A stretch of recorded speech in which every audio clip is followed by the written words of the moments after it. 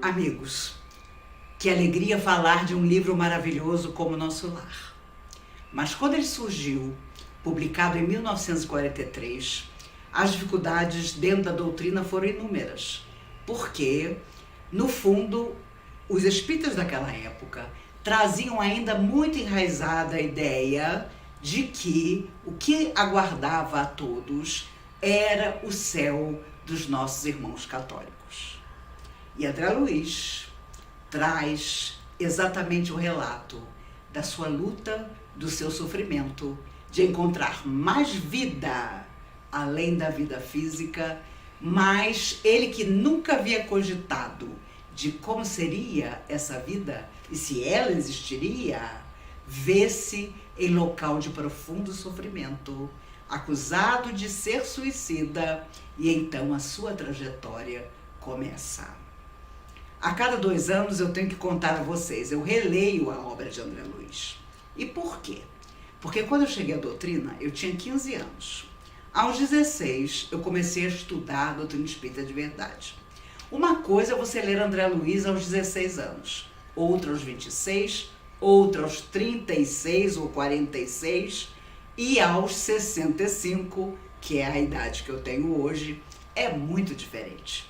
Porque determinadas frases ou assuntos que antes não te traziam determinadas elucubrações, naturalmente se tornam importantes pela própria experiência de vida, pelos anos que se passaram, por tudo aquilo que você viveu.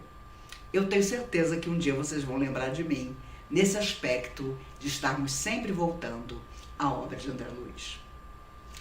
Eu vou apenas lembrar que no início do livro há uma mensagem de André Luiz, porque vocês sabem, ele foi apresentado a Chico Xavier por Emmanuel 3 anos antes de começar a escrever através do Chico. E Emmanuel, daquele jeito que ele era, disse ao Chico: temos aqui um amigo que vai acompanhar você durante algum tempo, foram 3 anos. Mas Emmanuel não disse isso para Chico, para ver como funciona a psicografia através da sua mediunidade. E durante 3 anos, em toda a psicografia, em todo o trabalho do centro, lá estava aquele amigo que acompanhava o trabalho do Chico.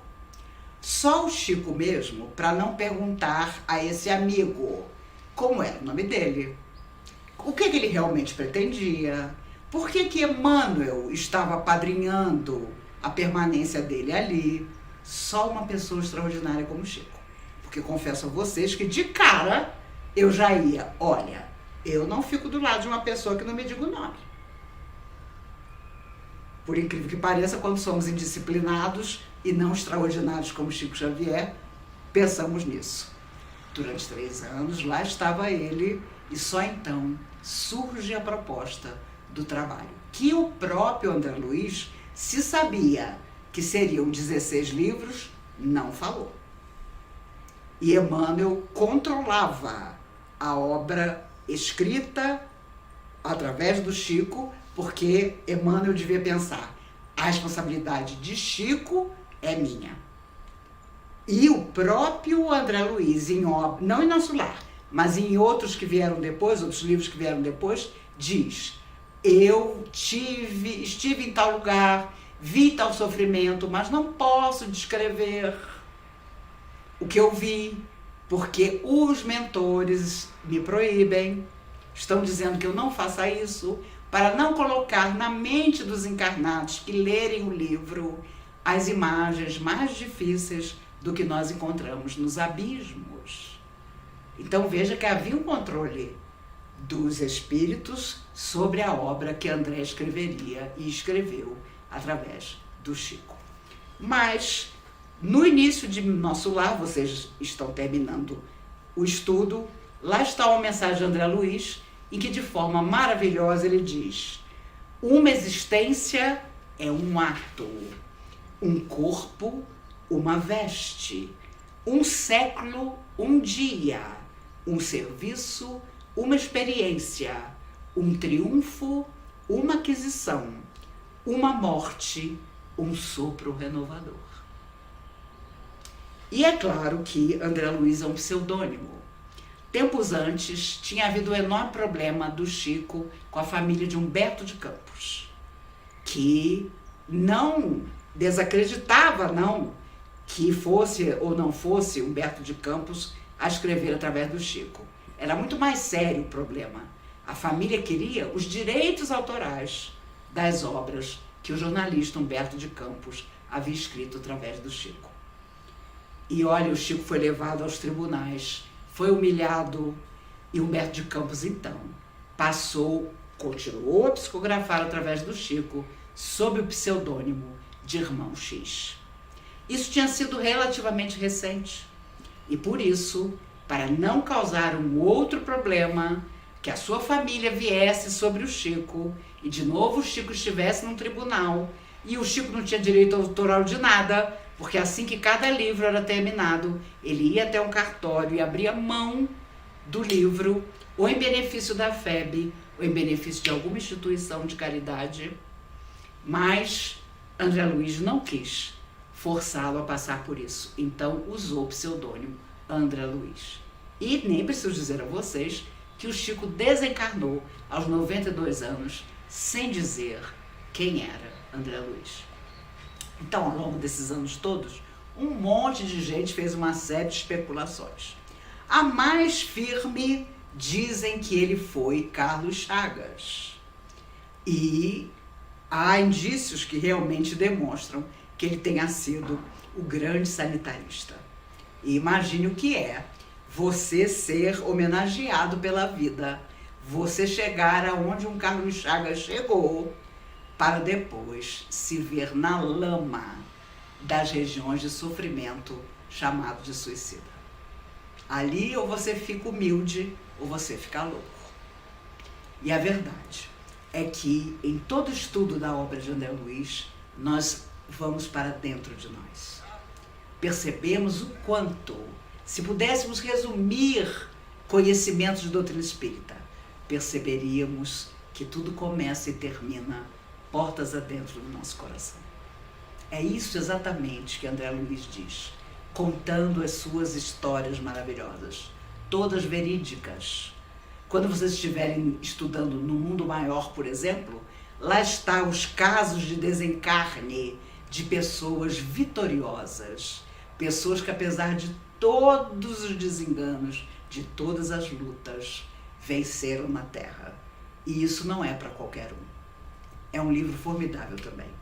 E confesso a vocês que o meu favorito é Libertação.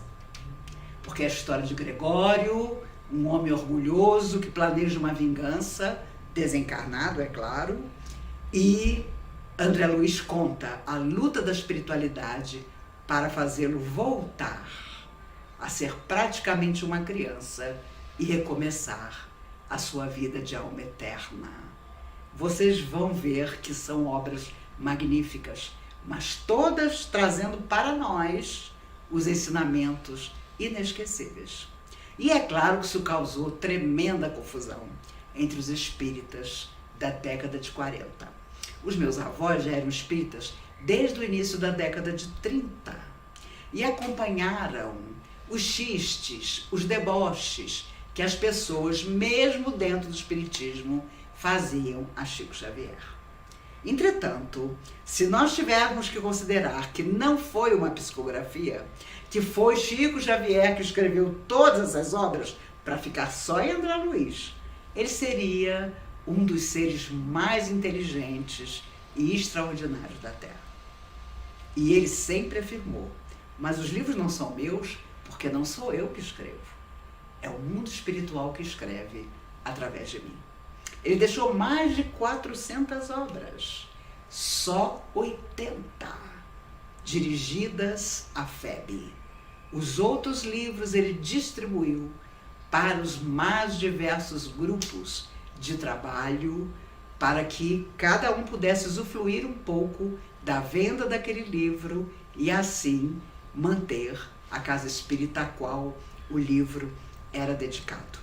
Por exemplo, quando ele esteve em Brasília, em 76, ele psicografou o livro de mensagens Busca e Acharás. E esse livro, até hoje, A venda dele no mundo todo, a Comunhão Espírita de Brasília, onde estou há 50 anos, recebe pela venda de Busca e Acharás.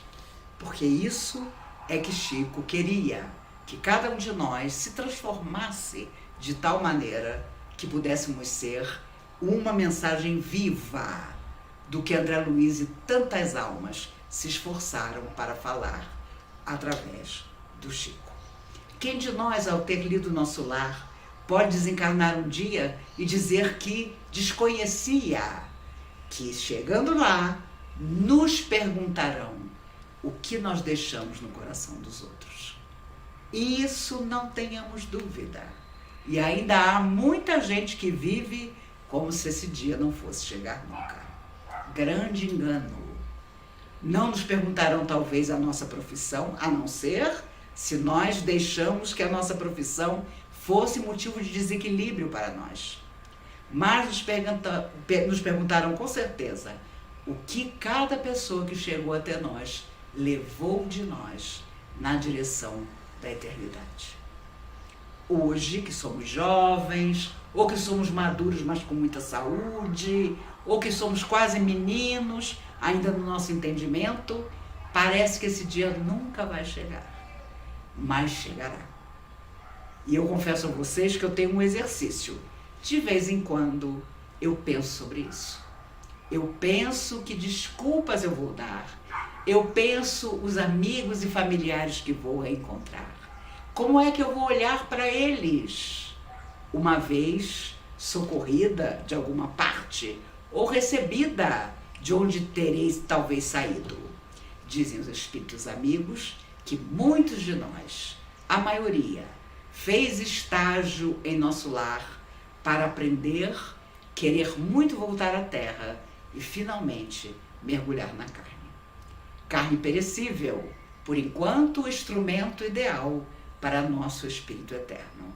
Mas um dia, quando a enfermidade, quando um acidente, quando a velhice porventura chegar, nós teremos que deixar esse corpo. E é disso que André Luiz nos fala em Nosso Lar.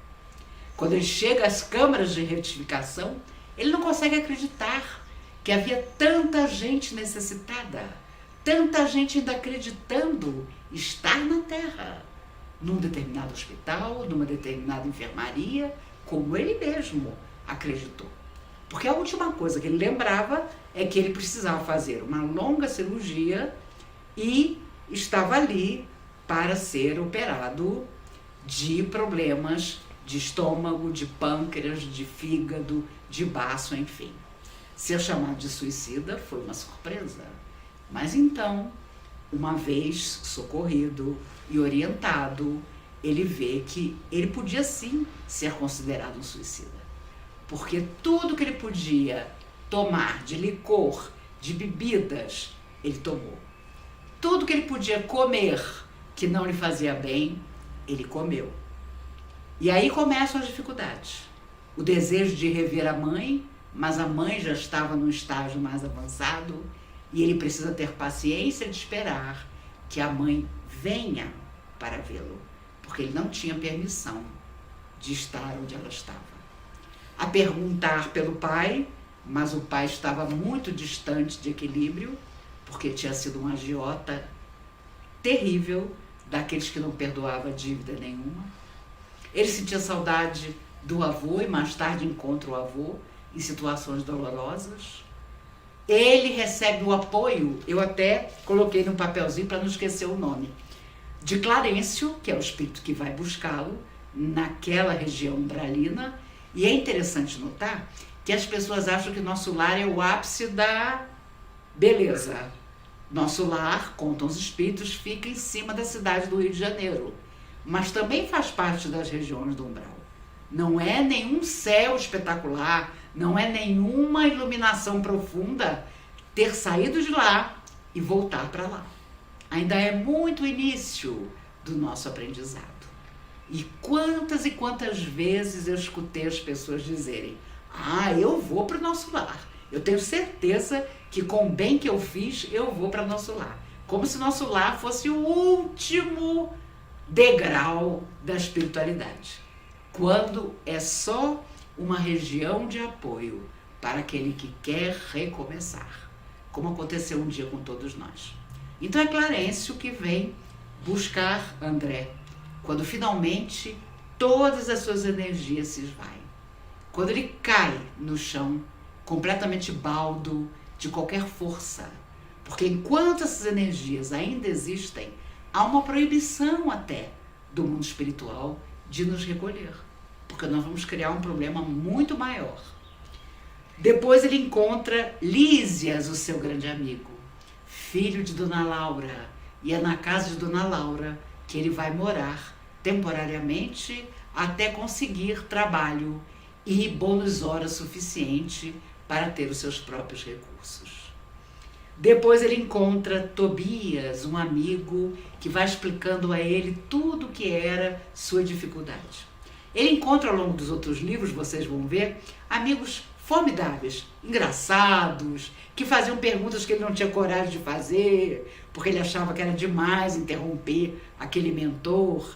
E encontra Narcisa, a amiga que ensinou a ele que ali estava por amor, nas câmaras de retificação há muito tempo, já podia estar em esfera mais alta de trabalho, mas ela tinha se apaixonado pela ideia de socorrer a todas as pessoas. E para sua decepção, tinha sido extraordinário acreditar que finalmente ele podia limpar o chão quando as almas passavam mal nas câmeras e vomitavam os fluidos negativos que ainda traziam em seu perispírito perturbado.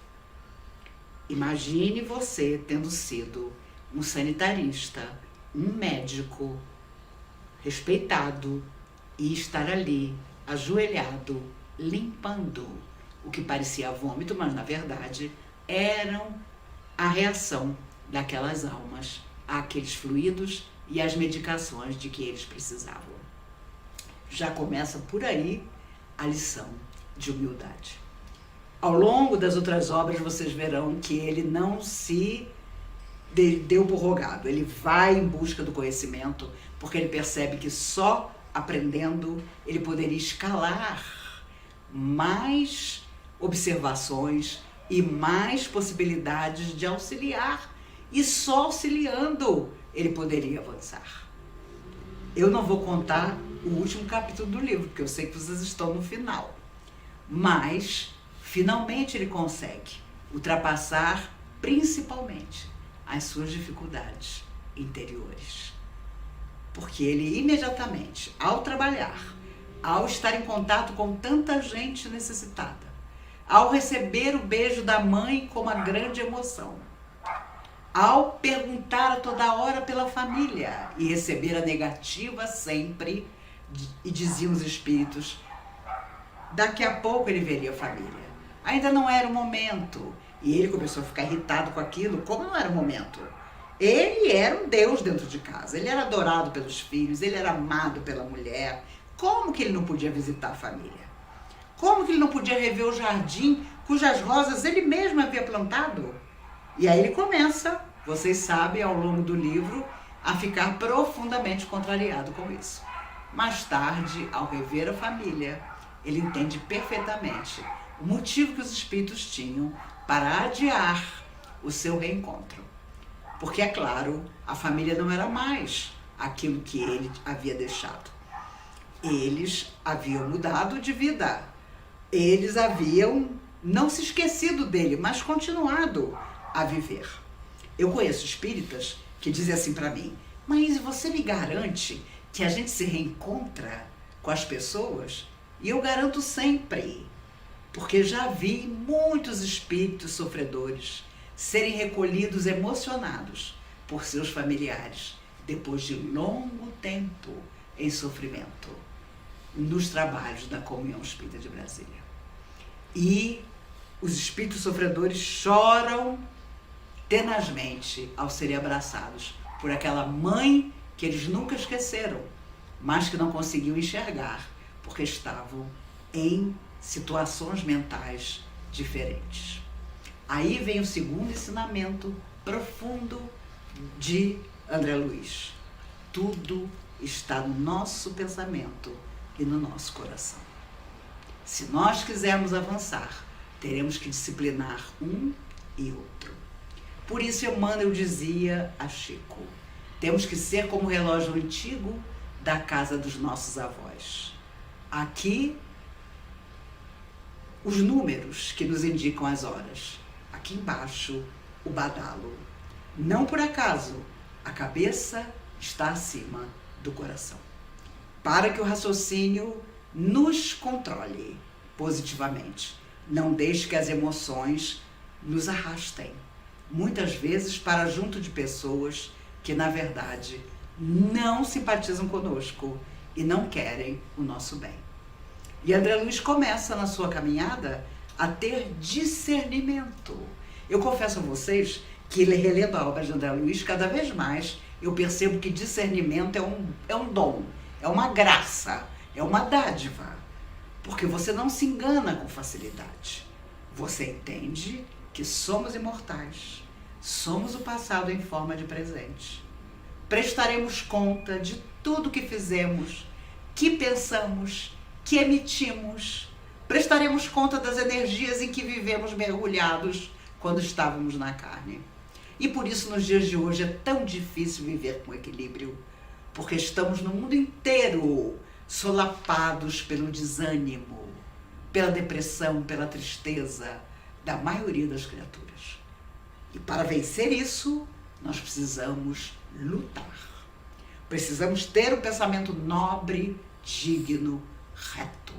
Não importa que os outros ajam de forma atribulada. Nós vamos permanecer na nossa convicção de carinho em relação ao nosso próximo, em relação à casa espírita que um dia nos acolheu na nossa luta, em relação àquilo que nós sabemos que vamos continuar vivendo na verdadeira existência. Mas este estágio de viver na Terra é fundamental. Por isso a medicina hoje nos diz, um dia nós vamos viver 100 anos, vamos viver mais do que vivemos hoje, talvez porque seja necessário que o nosso tempo na Terra futuramente aumente, para que aproveitemos mais aquilo que corre tão rápido. Emmanuel dizia, 100 anos é um relâmpago na eternidade. E você percebe que André Luiz aprende com os mentores que 1 milênio é nada, se você, principalmente, não se dispõe ao bem real. Porque aquele que sofre nas regiões abismais não tem noção de tempo. Para ele aquilo é eterno. Por isso, os nossos irmãos que, porventura, saíram do corpo, ou através do sono, ou através da morte, ao voltarem e estar em contato com essas regiões de dor, têm a noção de que aquilo nunca terminará. E daí a noção de inferno, que com certeza o homem na Terra teve. Mas sabemos que o inferno e o céu estão dentro de nós. São criações nossas. Toda noite, quando vamos dormir, fechamos os nossos olhos, nosso corpo descansa, nosso espírito sai do corpo e vai em busca dos seus interesses.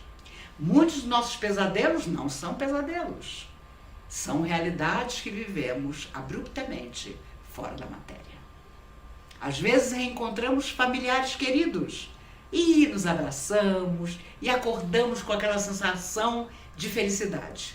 Outras vezes, alguém nos persegue, alguém nos retira as forças e voltamos correndo para o corpo a nos esconder nessa matéria que ainda nos protege, mas que não pode ser mais forte do que nosso espírito imortal.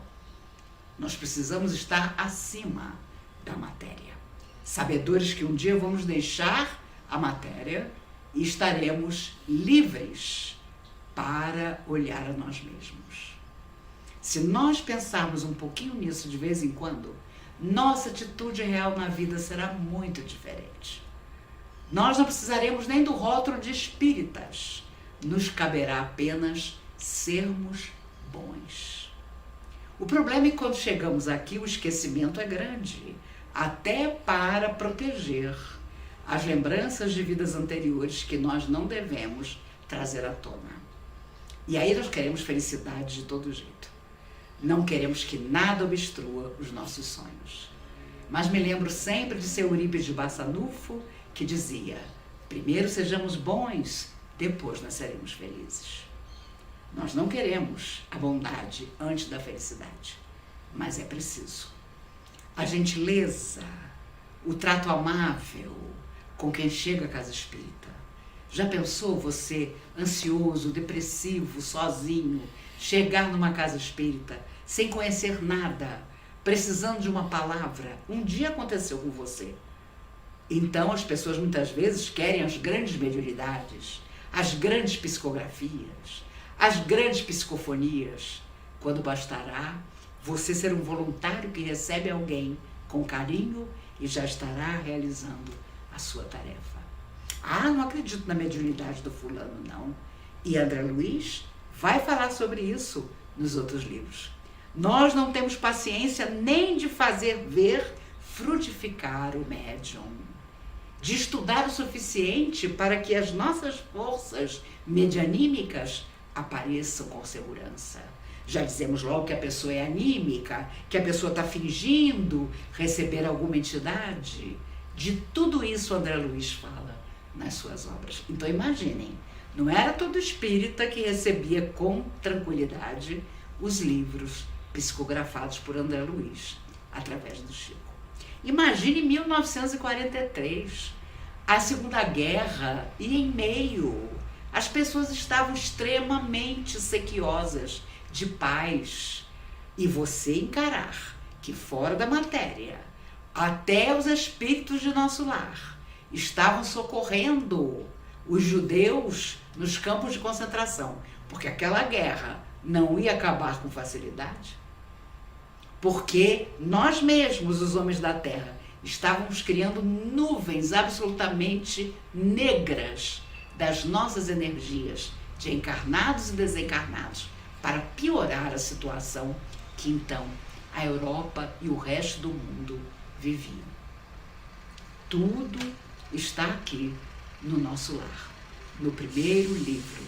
Mas há uma frase que ficou famosa ao final do primeiro capítulo de Nosso Lar e que eu vou reler para nós.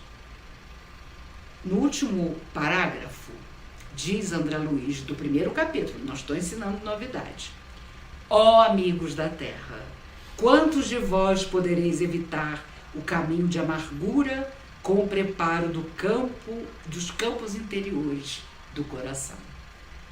Aí vem a frase: acendei vossas luzes antes de atravessar a grande sombra.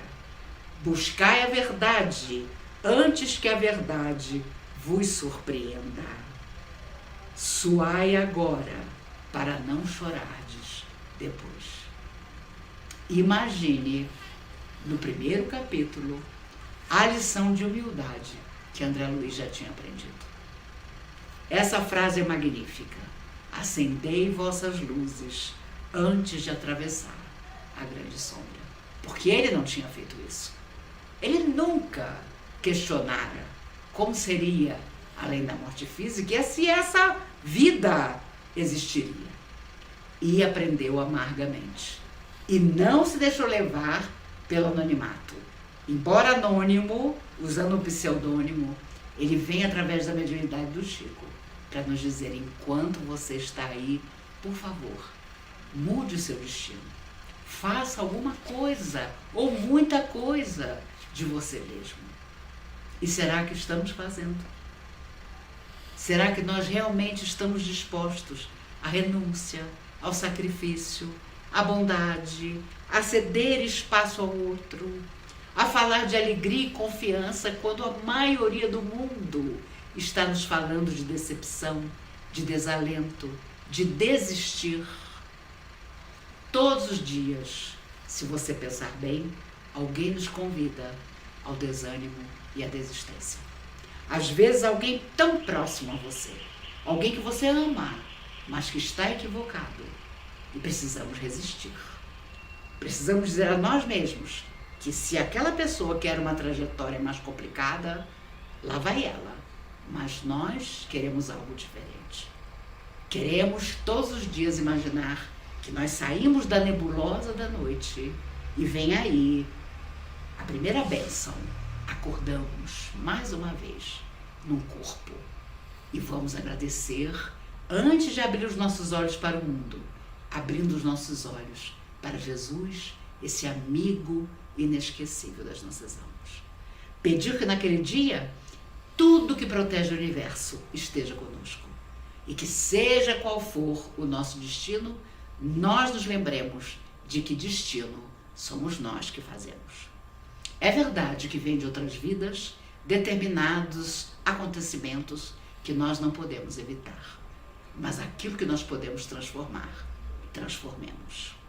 Não nos arrependeremos nunca do silêncio, na hora da perturbação, em que todos falam mal de alguém, de nossos ouvidos fechados aos comentários difíceis, de nossos pés que, mesmo cansados, nos levarão aonde há necessidade, das nossas mãos que vão poder segurar a mão de um idoso firmemente para dizer a ele que a vida dele valeu a pena. Tudo isso parecem coisas tão bobas, tão pequenas, mas serão degraus de luz que nós vamos encontrar um dia.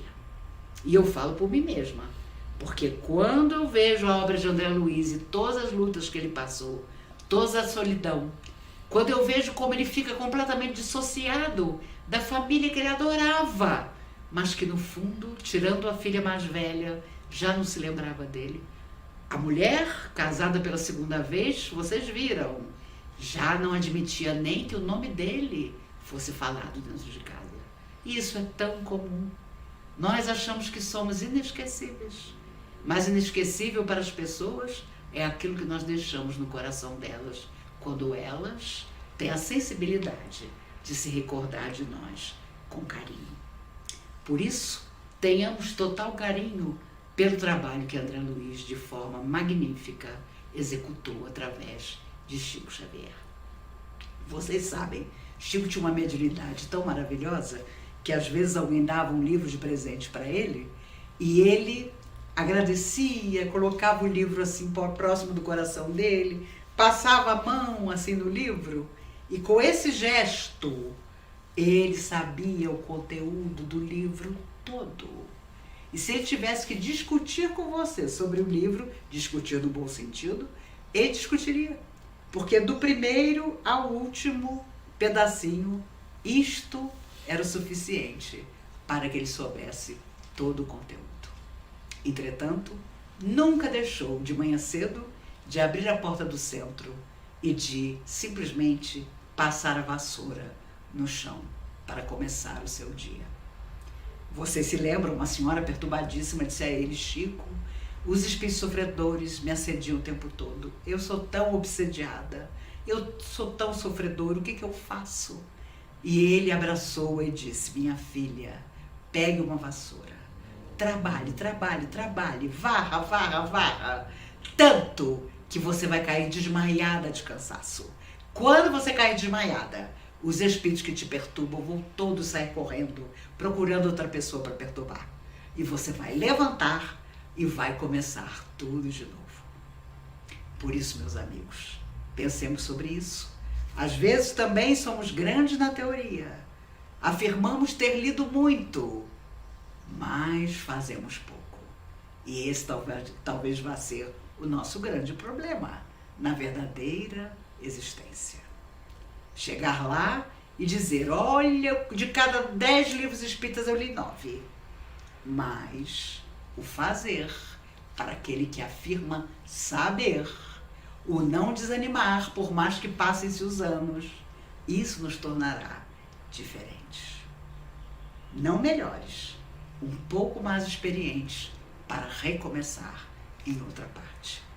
Se algo eu podia desejar a todos nós, é que, embora o mundo hoje tão conflituado nos diga que não vale a pena acreditar em nada, porque estaremos sempre em luta, em sofrimento, em desvantagem, vamos ser diferentes. Vamos ter certeza absoluta que o bem nos aguarda em todo lugar, para que nós façamos o melhor. Cada um de nós vai poder falar das maravilhas de ter mudado a própria vida, não simplesmente com as mensagens maravilhosas de André Luiz através de Chico Xavier, mas na certeza da beleza que podemos transmitir a todos os corações enquanto ainda estamos aqui. Que Jesus nos guarde e abençoe hoje e sempre.